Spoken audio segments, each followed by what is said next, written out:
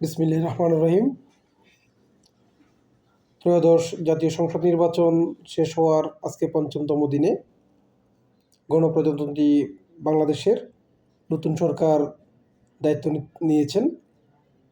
নতুন সরকারের প্রধানমন্ত্রী হিসেবে দেশনায়ক জনাব তারেক রহমান শপথ বাক্য পাঠ করেছেন, শপথ নিয়েছেন। সেই সাথে 25 সদস্যের পূর্ণমন্ত্রী এবং 24 সদস্যের প্রতিমন্ত্রীর মন্ত্রিপরিষদ গঠন করা হয়েছে। দেশনায়ক জনাব তারেক রহমান সহ পুরো মন্ত্রিসভার সদস্যদেরকে আমার ব্যক্তিগত পক্ষ থেকে ধন্যবাদ এবং শুভেচ্ছা জ্ঞাপন করছি। তাদের ভবিষ্যৎ পথ চলা সার্থকতা কামনা করছি। সেই সাথে চট্টগ্রাম বিভাগে 10 জন মন্ত্রী এবং 2 জন প্রতিমন্ত্রী দেওয়া হয়েছে, সেজন্য আবারও ধন্যবাদ জ্ঞাপন করছি। চট্টগ্রামে আমাদের যদি চট্টগ্রাম ডিস্ট্রিক্ট ধরি তাহলে চট্টগ্রামের বিএনপি স্ট্যান্ডিং কমিটির মেম্বার আমির খসরু মাহমুদ চৌধুরী মন্ত্রী এবং মীর মোহাম্মদ হেলাল উদ্দিন প্রতিমন্ত্রী হিসেবে দায়িত্ব নিয়েছেন। এবং পার্বত্য চট্টগ্রামে আছেন দীপেন দেওয়ান, কক্সবাজারে আছেন সালাউদ্দিন আহমেদ। তো পুরো বাংলাদেশের প্রেক্ষাপটে যদি বলি, অসাধারণ একটা মন্ত্রিসভা গঠিত হয়েছে। তবে আমি আরও বেশি খুশি হতাম যদি আমার খুব পছন্দের অ্যাডভোকেট ফজলুর রহমান সাহেবকে যদি মন্ত্রিসভায় রাখা হতো। অ্যাডভোকেট ফজলুর রহমান হচ্ছেন জামাতের শয়তানের এবং চিলড্রেন পার্টির জম, যাকে দেখলেই জামাতের শয়তান এবং চিলড্রেন পার্টির জামা কাপড় নষ্ট হয়ে যায়, প্যান্ট ভিজে যায়। এরকম অ্যাডভোকেট ফজলুর রহমানকে মন্ত্রী পরিষদে রাখাটাই মনে হয় খুব বেশি সমীচীন ছিল। এছাড়া আমার আরেকজন পছন্দের মানুষ, যদিও বা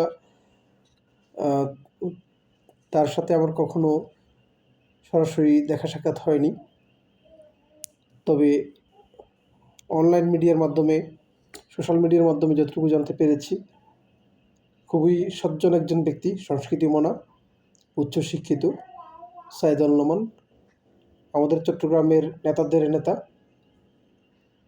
জনাব মরহুম আবদুল্লাহ নোমানের সুযোগ্য সন্তান সাইদুল নোমান। তাকে মন্ত্রিপরিষদে রাখলে আরও বেশি খুশি হতাম, আনন্দিত হতাম। যাই হোক, যতটুকু দেশনায়ক জনাব তারেক রহমান চেয়েছেন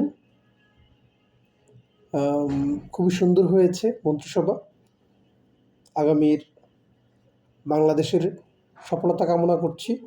দেশনায়ক জনাব তারেক রহমানের সুন্দর পথ চলার আকাঙ্ক্ষা ব্যক্ত করছি।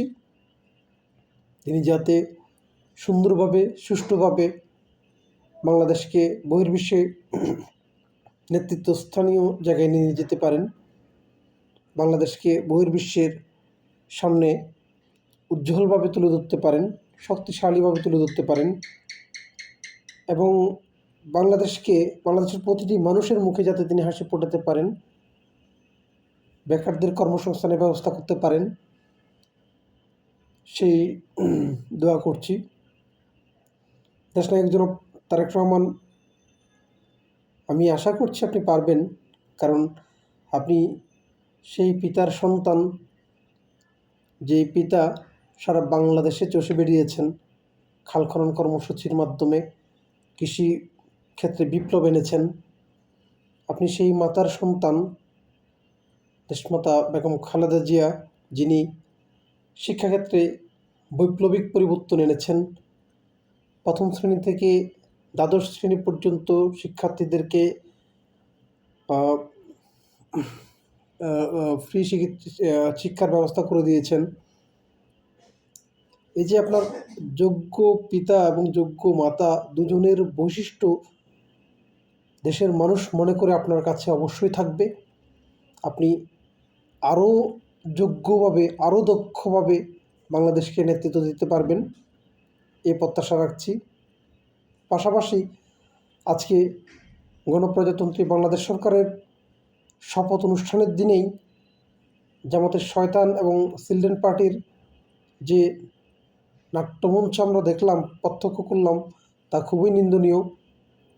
প্রথমে শপথ নিবে না বলে চলে যাওয়া, পরবর্তীতে কিছুক্ষণ পরেই 180 ডিগ্রি না 360 ডিগ্রি অ্যাঙ্গেল ঘুরে আবার শপথ নেওয়া খুবই হাস্যকর মনে হয়েছে।